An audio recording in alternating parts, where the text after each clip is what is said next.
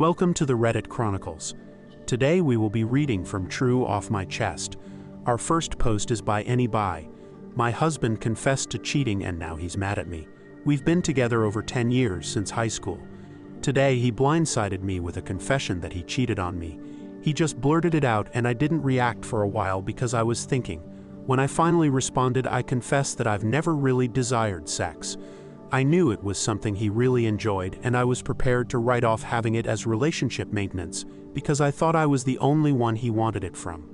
I told him I didn't feel hurt and asked him if we could just open the relationship because I want to outsource the sexual aspect of our relationship now that I know he can get it from somewhere else, and now he's mad at me.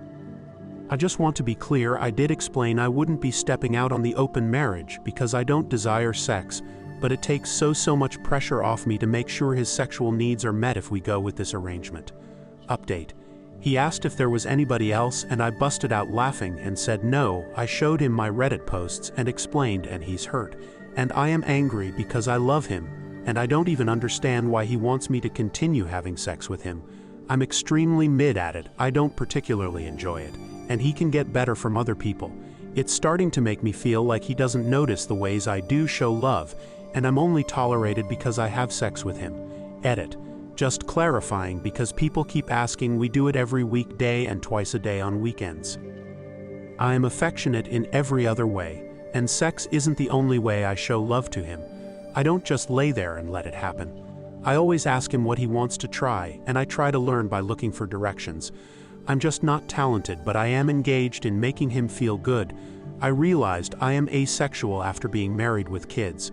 I thought you had to have sex in any relationship because that's all I ever heard from elders and peers, so I thought that was the hard work they were saying marriage is. Our next post is by Nice Glass. Found out there is a chance my daughter isn't mine biologically. I am 43, feel like my world is crashing. My wife, F41, and I have two kids, M15 and F12. I love my kids and love being a dad. I have stuff in common with both my kids. But my daughter is like my little best friend. We get along so well and have so much in common, and our personalities just mesh well together. Look-wise, my son looks like both myself and my wife but favors me, while my daughter looks just like my wife. Seeing childhood pictures of my wife, she and my daughter could be twins. Now, onto the story. So last night my wife and I were grocery shopping, when all of a sudden my wife goes pale white and starts shaking a bit. I was freaked out. After 20 or so minutes, she calmed down, but after she wouldn't talk to me or even look at me. Finally, at the car, I asked what was going on. She confessed that there was a chance our daughter wasn't biologically mine. Right around the time she would have gotten pregnant with our daughter, she had gone on a trip for work. Well, on her last night there, she saw this guy she went to high school with, and they were talking and drinking, and one thing led to another. They ended up having a drunk hookup. And just the timing of everything, there is a chance the daughter I have been raising for 12 years isn't mine biologically. That guy she ended up seeing in the store, and that's why she acted the way she did. I am getting a paternity test ASAP, and if I'm being honest, I haven't been able to look at my daughter since finding this out. My wife and I haven't talked really since I just let her know I am getting a paternity test, and I am just in shock, honestly. Our next post is by Maya Oscar. I convinced my entire family to skip our uncle's funeral, and I don't feel bad about it. I, F25, have two uncles and two aunts from my mom's side. We were always so close to each other, and my cousins are like my siblings. I'm the youngest one of the cousins, and my mom is the youngest of her siblings. My mom and her brother, we'll call him Jeff, are both successful surgeons in their respective fields and have an age gap of 15 years. Both of them moved into a small city that's 900 miles away from their hometown. My other uncle and two aunts stayed in their hometown next to my grandparents. We would always spend the holidays together. When my grandparents were alive, we used to go to their house in the hometown, and when they passed away, we used to alternate between the city that we live in and our hometown. My uncle Jeff has 6 kids and has been with his wife, we'll call her the witch, for 40+ years. For some context, my mom and her siblings come from a wealthy background, and the witch's family were barely affording to put food on their plate. The witch has never been nice to us, and has taken every chance she got to express how much she hated our families. She used to tell me that she only has respect for my mom cause she's a surgeon, and she considered my other two aunts not worthy because they were stay-at-home moms. I spent a lot of time growing up with the witch, since my dad was in the Navy, and my mom had an unpredictable schedule, so the witch would offer to babysit me. She would always lock me in a room and refuse to let me play with her kids. As a kid, I didn't understand why, but I also never bothered to tell my parents. Her kids were also mean to me, and bullied me per their mother's request. My Uncle Jeff, however, was like a dad to me, and he made sure that I had a father figure since my dad was away on duty.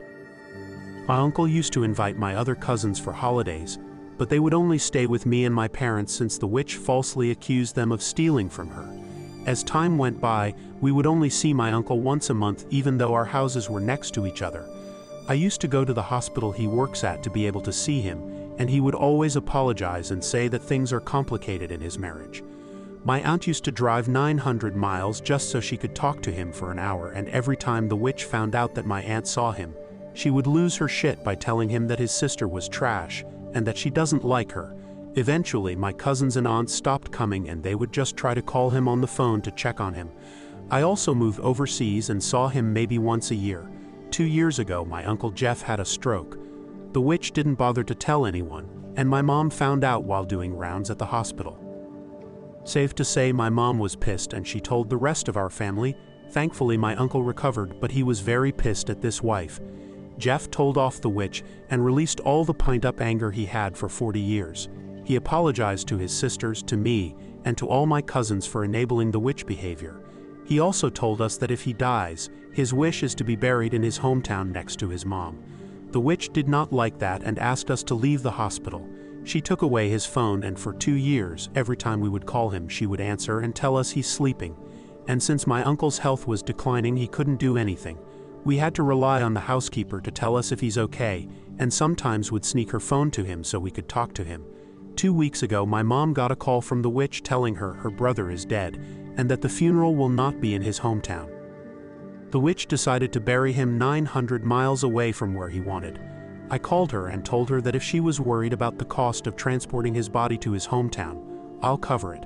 She then blew up telling me that she gets to decide and our money is worth nothing now.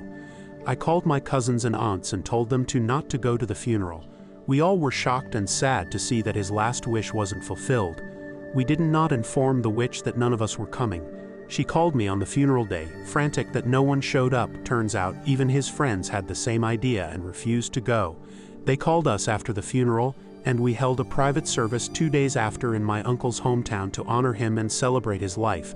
We had over 150 people show up to celebrate him even though he is buried 900 miles away. We will be going no contact with the witch and her kids. They can keep the inheritance. None of us care. Now we all are getting harassed by her kids telling us we made them look bad, but I honestly don't care.